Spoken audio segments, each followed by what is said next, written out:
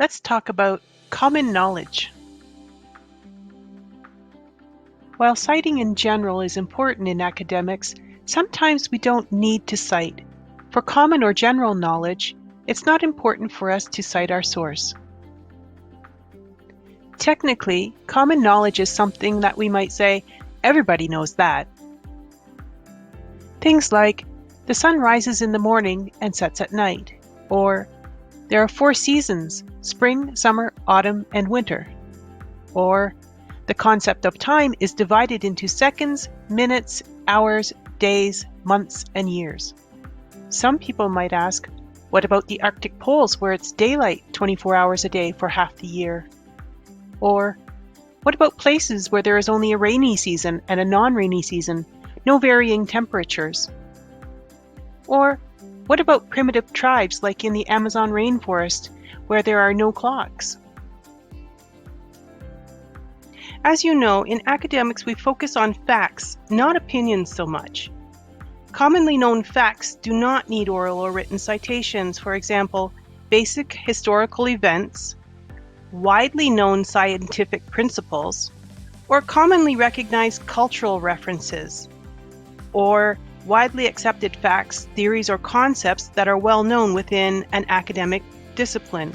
For example, the law of gravity in physics wouldn't need to be cited, or the structure of DNA in biology, or the Pythagorean theorem in mathematics. These are all examples of established facts that are widely known and accepted within the respective disciplines.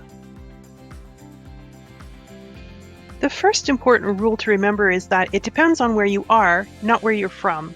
For example, Kai from Singapore is giving a presentation for Marketing 101 at Canada University to 100 of his classmates. He's showing statistics for the effect of store closures on profits on Singaporean National Day. Does he need to cite it?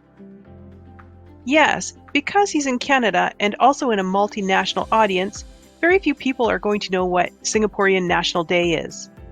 Kai's going to have to expand on or explain when that holiday is, what it represents, and any other information to help the audience understand how this connects to the information he's presenting, whether he's speaking or he's writing about it.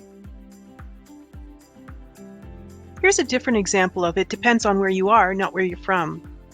Kai from Singapore is giving a presentation for Marketing 101 at Canada University to 100 of his classmates. He's showing statistics for the effect of store closures on profits on Canada Day. Does he need to cite this?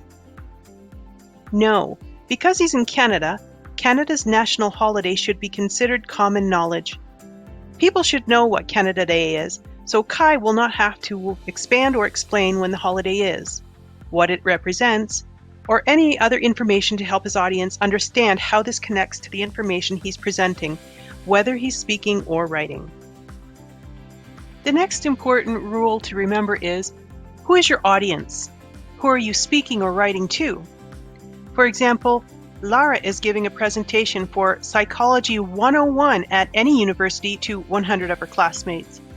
She is discussing the concept of classical conditioning. Does she need to cite it?